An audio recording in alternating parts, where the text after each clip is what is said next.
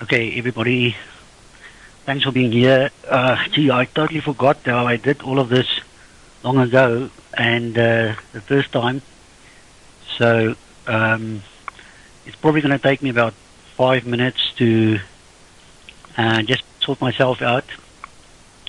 I'm just quickly checking here one or two things. If you have questions, then I'll probably see it in the chat. So if anybody just want to say hi or so on, then that would be great, and I'll be ready to begin. Okay, thank you, FX Boyki. That's good. I think we're going. I tried to log in on another computer as somebody else just to check it on my side, but there I have no luck. All right, we have roughly 40 minutes and a very interesting topic today. And I really love the topic leverage. I think it's incredibly important that traders understand this from all sides. I'm not 100% convinced that we're going to be able to cover everything today, so I've put together a number of slides, and I hope that that this is a very good introduction, and we can take it. You can take it further, maybe with me or on your own later on. The topic that I have chosen was to say that the moment that you introduce leverage to trading, everything changes. And if you adjust leverage in terms of some of the high or the important categories of leverage, that affects everything in your trading experience, and there also are some unintended consequences. So let's have a look. Why is leverage an important topic? I've asked many people this a question through the years. What was their initial main motivation to get involved in Forex trading? And the answer that I usually got was something like this. I thought I could make a lot of money with little money. So I gave them some options, and this is the one. I can make a lot of money with little money. That is what Forex trading seemed to have been all about.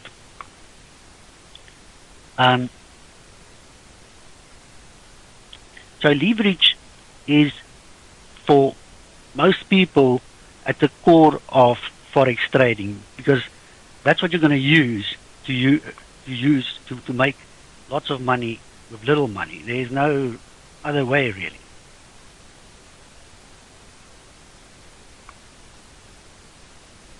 So in this webinar today, we're gonna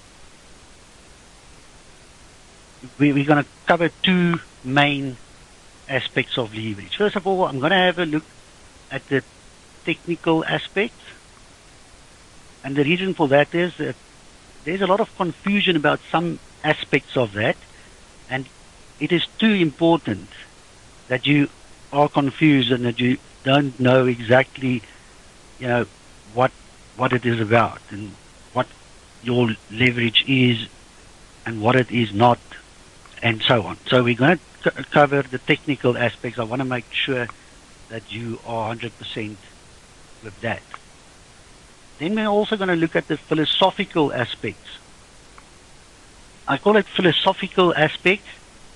I'm not 100% sure what other word to use, but it is such an important aspect. We're going to look at what leverage really is and how it impacts on on your trading specifically. I leave just something about the text that you can read that I have there in red on some of the slides.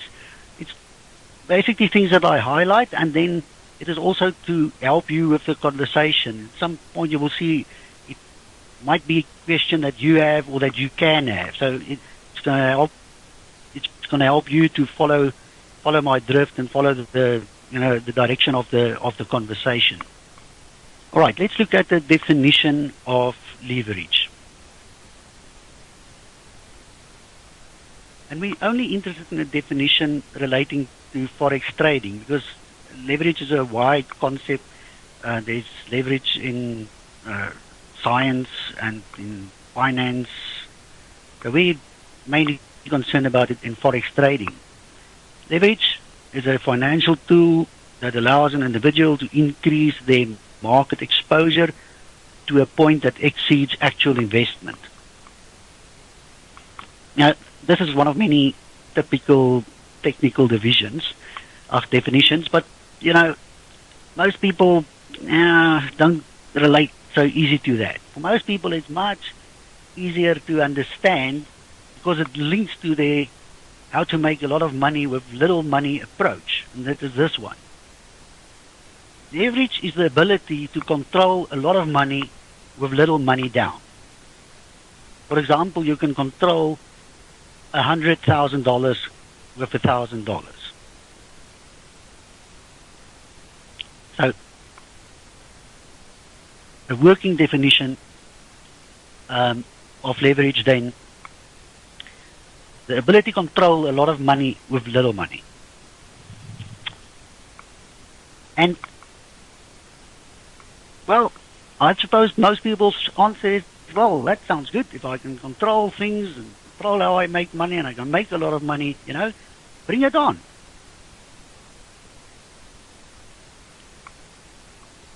But I don't want to be a party pooper now. But here's the true definition of leverage. Leverage is the ratio between what you own and what you owe. Oh, you mean owe like in debt? Yep. Owe like in debt. Leverage is debt divided by equity.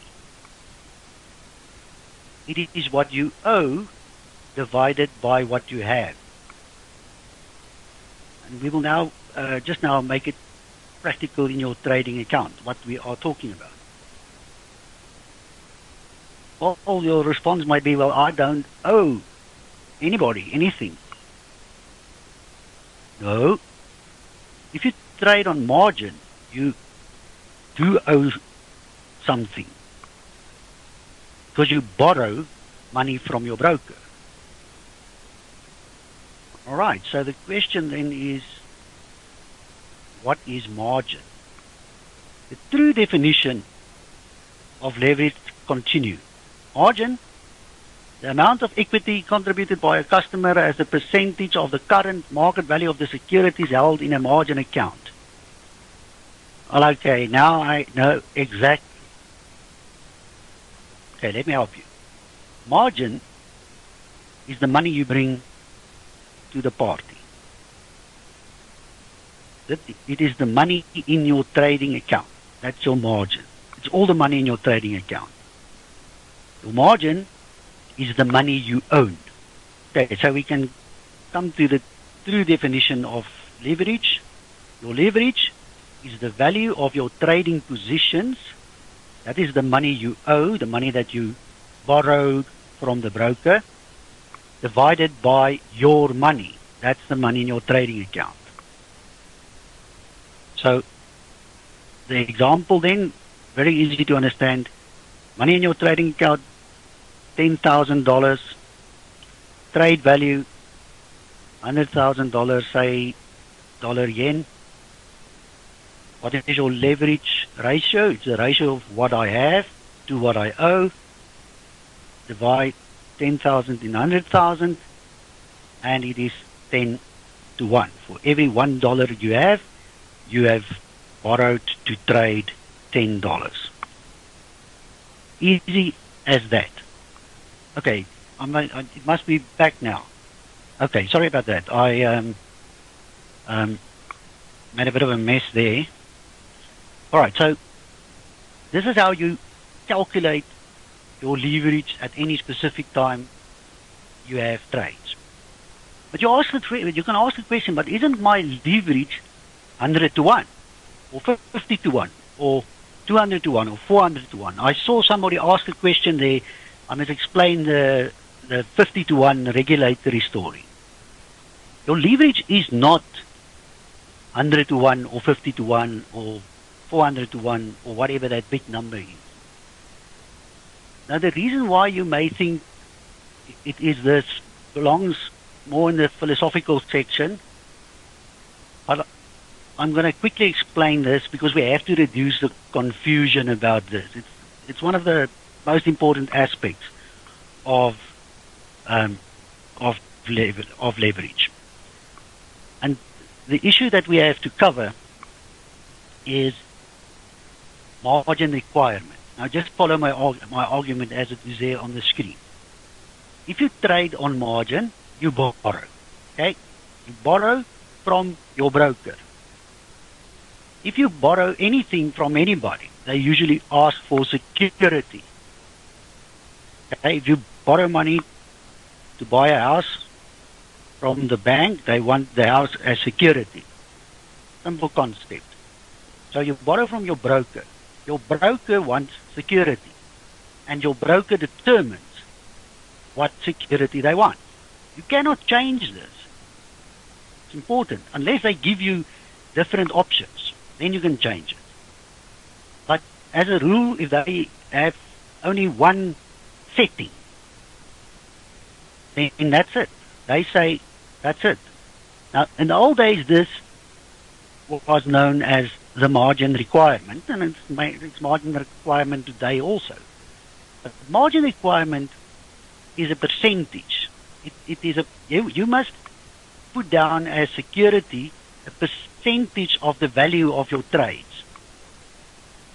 So the most common margin requirement that you get worldwide is like 1%. That's the default. In the USA, because of regulation, the default is 2%. Now, at some point, brokers began to call this margin requirement leverage. So 1% margin requirement is what your broker calls 100 to 1 leverage. Or a 2% margin requirement is what your broker calls 50 to 1 leverage. I hope that makes sense to you. But we continue with that. So in a nutshell, margin trading implies borrowing from your broker, and that means that there is debt involved. Your broker wants a percentage of the value of your trades as security. This is the margin requirement, and the margin requirement determines the maximum you can borrow. That's important. Because if you have any amount in your trading account, let's say $10,000, and you must provide 1% as margin, it means there is a maximum. If the margin requirement is 1%, you will be able, with a $10,000 account, to trade $1 million. And that's the maximum. But your broker likes to advertise this maximum as leverage. They call it leverage. They say it's 100 to 1. And in a sense, this is acceptable. It is, in a certain sense, it is correct. Although it's more correct to express margin requirement as a percentage of the value of the trades, you can express it as a constant ratio Because what it basically means is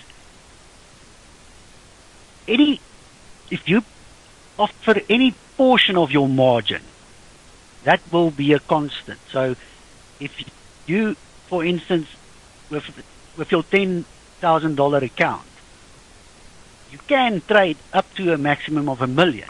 But if you only trade 100,000, then the 1% margin requirement is $1,000, and that ratio of 1 to 100, it remains. It's 1 to 100 on 10,000 to $1 million. It's 1 to 100 on 1,000 to 100,000. And if you only trade a $10,000 position, then the margin is $100. So that it's a constant ratio that you can use. And the brokers, I think they call it like account leverage. That's a term that I've seen people use. Leverage, true leverage, however, is what we have described. It's your debt to equity ratio. It's what you owe in relation to what you have. All right, now the thoughts there, but debt is bad and I don't want lots of debt. Okay, let's have a look. The good news is that the broker determines your maximum debt, but you determine your real debt. You determine your trade value or your exposure or your position size, call it what you like. So you determine your leverage. Okay? Most important, this is where the most confusion is. The broker, they determine the margin requirement, and that means they set a maximum. You can't go beyond that. If the maximum is 100 to 1, then you can't trade with a $10,000 account $1,000,001. You can only trade up to $1 million. Or if you trade in the US, you can't trade more than 500,000. You can't trade 500,000 euro dollar, because 500,000 euro dollar is more than $500,000. And if you have a $10,000 account, you can only trade up to $500,000. You with me? But the most important thing that I want you to understand is that you determine your debt. It's not forced on you. The bigger your position, the more your debt. Okay. Example there, 10,000 account. This is what the broker calls account leverage, is 100 to 1. That means your maximum trade will be $1 million. If your minimum lot size, which the broker also decides, is 10,000, your minimum trade is 10,000. If you trade anything between 10,000, or you can trade anything between 10,000 and $1 million, and your leverage is simply the ratio. If you trade 10,000, your leverage ratio is 10,000 divided by 10,000. Your leverage for that trade is 1 to 1. If you trade 50,000, your leverage is 5 to 1. So you decide how much debt you want. That can't be too complicated.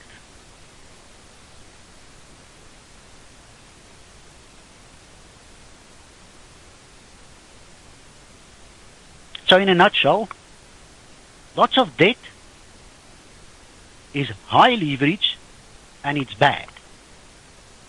Little debt is low leverage and it's good. Because lots of debt is bad. Not only in trading accounts, everywhere. Alright, you may think we're going to move on to the more philosophical side now. And yes, we are. Just want to cover one other thing here.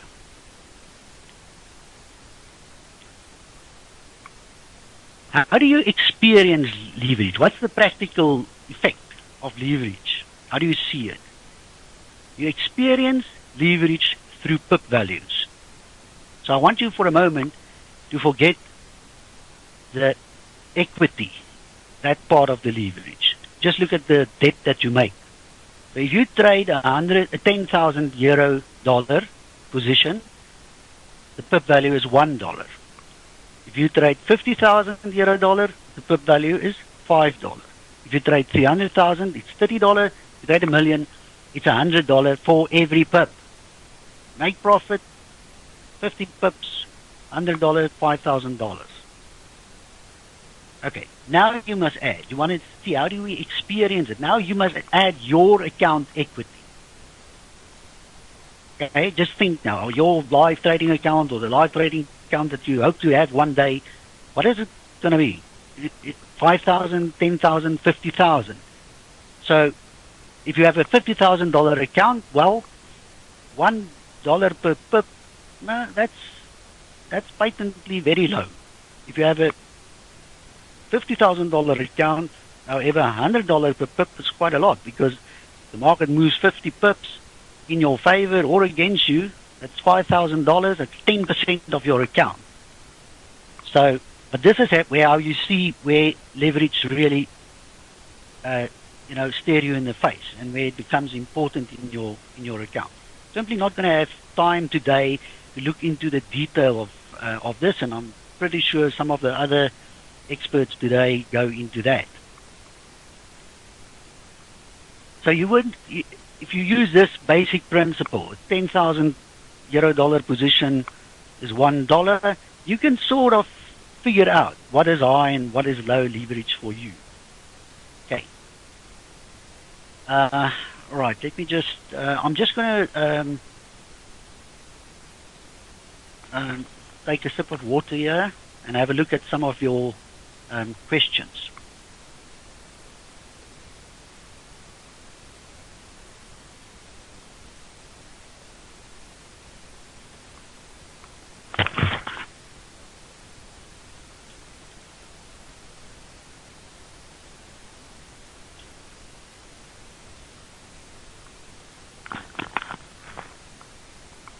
All right.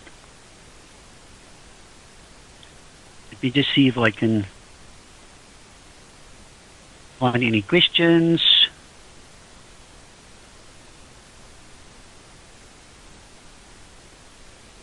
Is it money in account or the risk value in dollar? I'm not sure what the it refers to. I hope I've answered that one.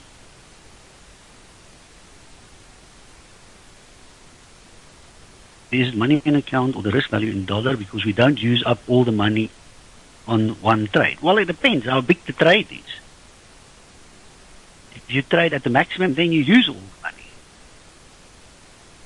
Can you explain the 1 to 50 maximum leverage that the oversight body allows? Yeah, that's what you can do. You can't trade more than that. That they say the brokers are not allowed to trade to ask more than that in America. American broker cannot allow more than 50 to 1 leverage. That's the maximum. That's it. Can't go more. If you want more, must go outside America, and they also don't allow that.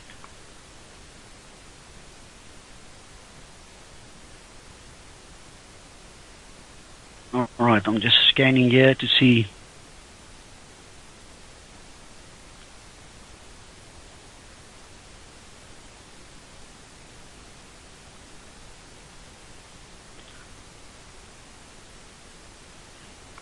All right, I'm going to come to what is safe leverage. All right, we are at the second section, more philosophical thoughts about leverage. And I have to start with this topic about Forex brokers and you.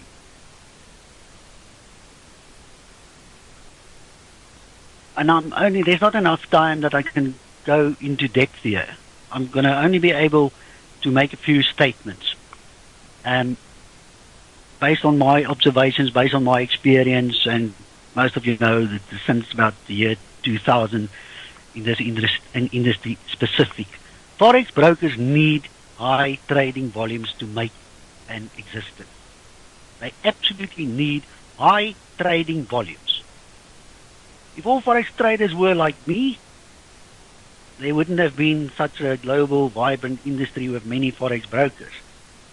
The reason is simply I don't believe in or used high trading volume.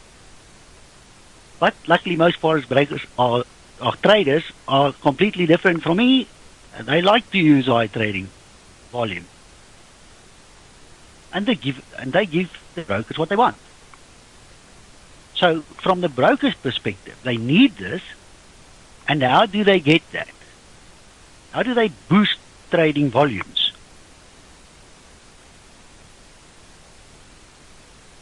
Trade more. In other words, you must do more trades. If you do more trades, it encourages very short-term trading. You don't sit around and you trade later today again or tomorrow or whatever. So there's more trades. It's more volume. All the trades add up. The second aspect of trade more is do bigger trades. High trading volume means a trade has got a volume, $100,000. That's the volume.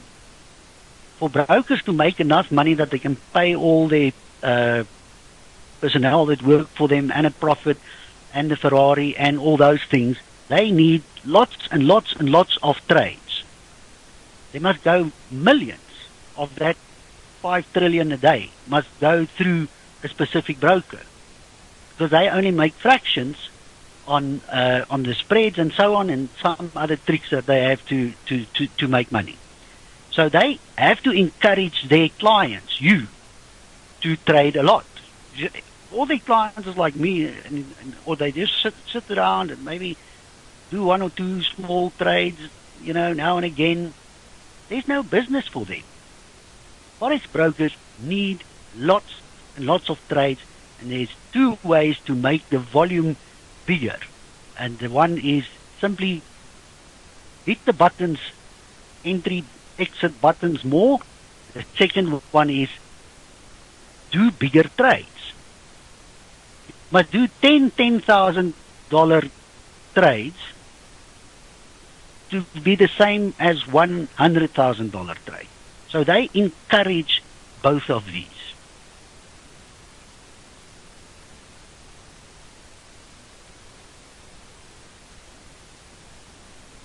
All right. The point is this. They are desperately dependent on high volumes. They can't ask commissions anymore. 15 years ago, the minimum trade size was 100,000. Now it's only 1 unit, a hander, or maybe a micro lot, 1,000 units. At that stage, spreads were 4 to 5 pips. Now they must quote in the 5th decimal spreads is like 1 or 2 pips. At that stage, the regulations was a joke. They could do all sorts of things to skim money out of their clients' accounts. Now they watched. I actually checked this. The American regulator, gives them a lot of trouble if you can actually get in trouble these days. And there are more reasons. There are lots of competition. There are really a lot of things going on.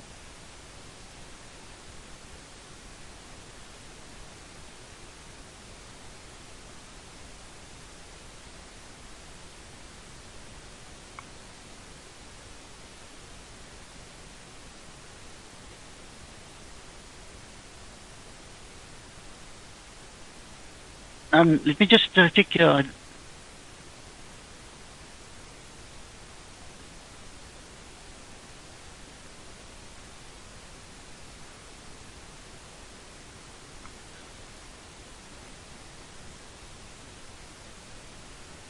Oh, I'm sorry, I missed this.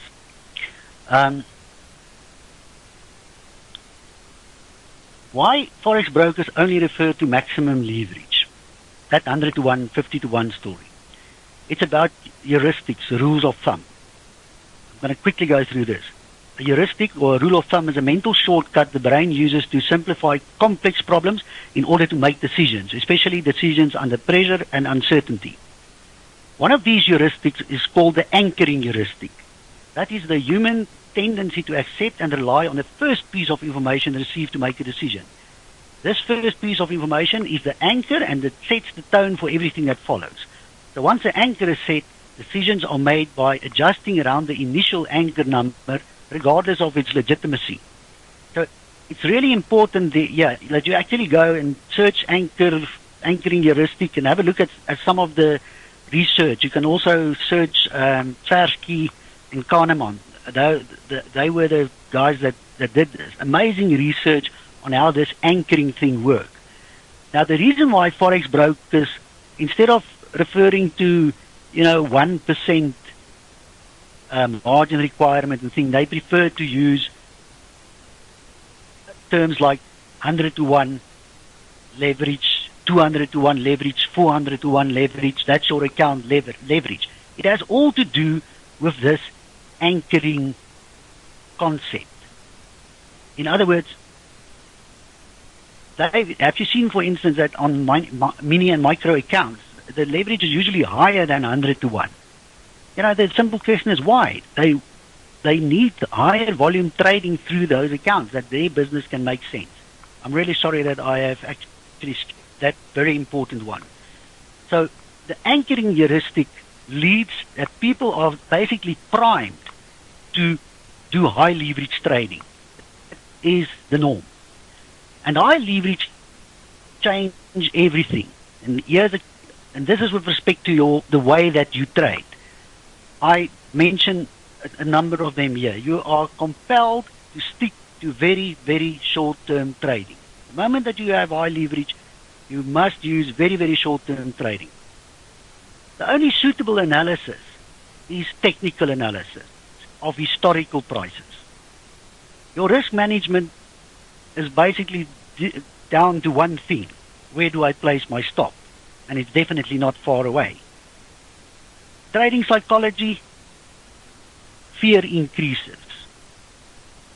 Use of stop loss, it must be closer. The higher the leverage, the closer it must be. Otherwise, you just write off your account. Number of positions must be fewer, and that's a problem because if you don't diversify, you have no chance to diversify. You can only do one big trade. That's it. High leverage trade. Done. You can't diversify. You can't trade here and there. You can't trade this currency and that currency. Things like that. Cost of trading, it's simply way more expensive because the cost is calculated on that big value, on the 100,000 or on the million or the 500,000. And it's way more to pay to trade 500,000 than it is to trade 50,000 or 10,000. High leverage causes the odds of your profitability because of these and other reasons to be lower. And high leverage causes the odds of the broker's profitability to be higher. The one primary unintended consequence from a high leverage is that timing becomes absolutely everything. You have no option. The whole trading system and design must focus on exactly one thing: how to time the market precisely. Well, there are no free lunches. Leverage gives you money. That's the money that you borrow to trade with. I'm going into the philosophy now. You only have 10,000, but you can make as if it's 1,000,000. That's what leverage gives you. But what's the trade-off? There's no free lunches. There's something that you lose.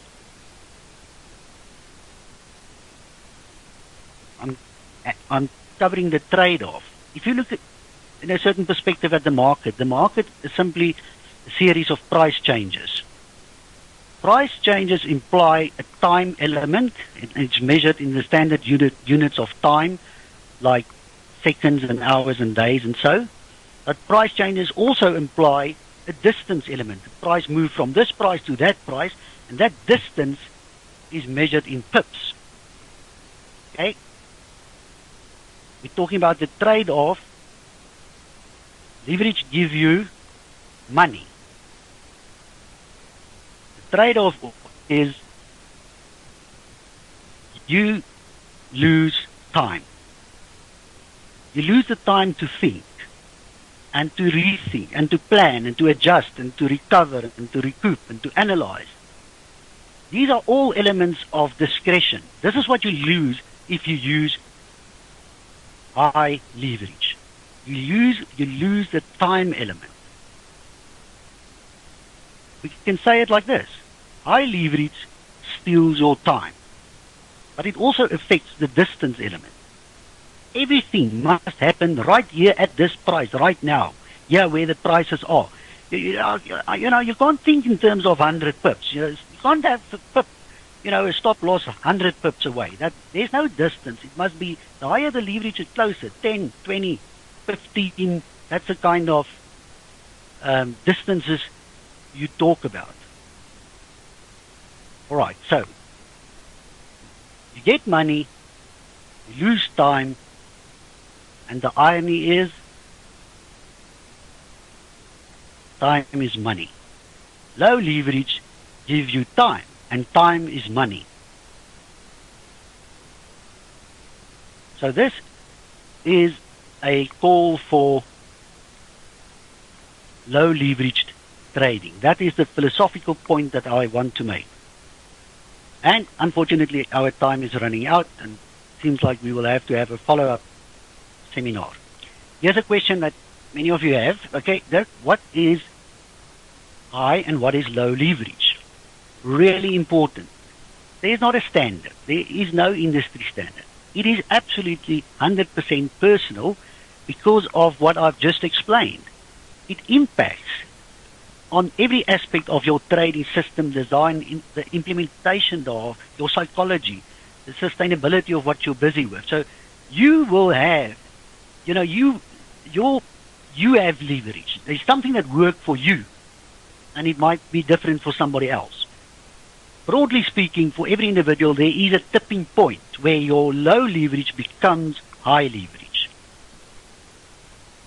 High leverage robs you of flexibility. That's the important one.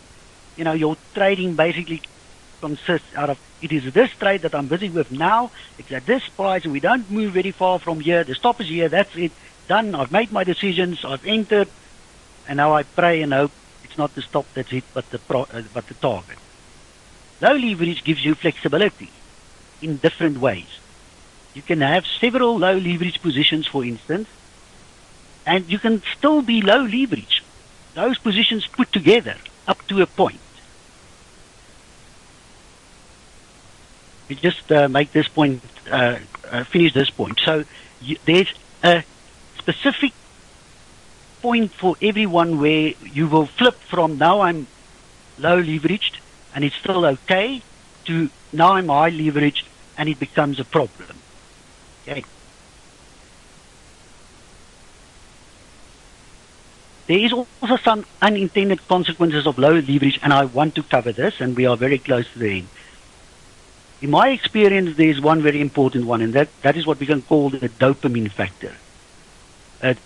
Definition for that is the kick-ass chemical in your brain that makes you feel and do happy things. It's about the excitement factor. Low leverage can cause you, if your leverage is too low, if you don't, that's specific, if you don't find your sweet spot that can keep your trading exciting and that your returns is actually worth it, all the effort that you put in, you will probably not lose your money, but you will probably lose interest in trading. And the bad thing of it is that you will lose the opportunities that trading offers. And I end with this postscript. 100-to-1 leverage. I thought this is a visual way to represent the concept of leverage. It's a scale model of a SLK Mercedes that I keep on my hand there. Let's say this represents no leverage. It's a one-on-one trade. And the road model, the one that you can sit in and drive around, represents a leverage trade. What would the leverage be? There is 4 options. It's one of those.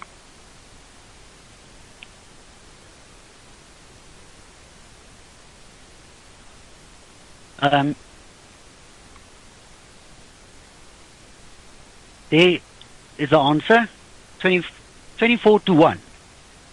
And that's quite amazing. That little car, 24 times that little car, 24 times leverage, and that car is a big car that you can drive around in. If you have any questions, There's my email. You can email me. I'll respond in the email as well.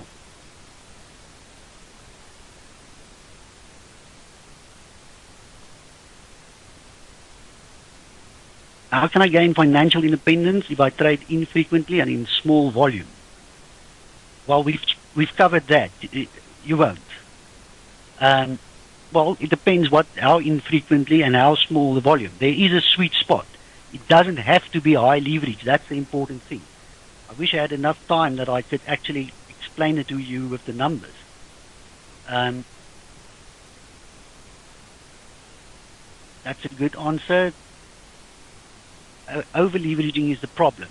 Low leverage is not a problem. Email me, Annette. I will send you proof of how it works.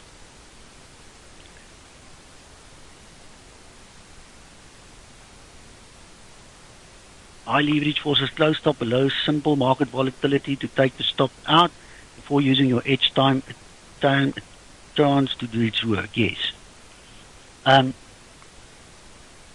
I think the important thing that people have a misconception of what low leverage can actually do. And as I say, there's a lot of flexibility in low leverage. You can change your whole approach to trading. And that allows you, it's not simply a matter of adjusting your stop. That's not what it's about. As I say, it creates flexibility and it gives you chances to actually manage trades, to do things. Your whole trading is not just figure it out beforehand, put in the trade, put in the stop, hope for the best. It's not just that. It's way more than that.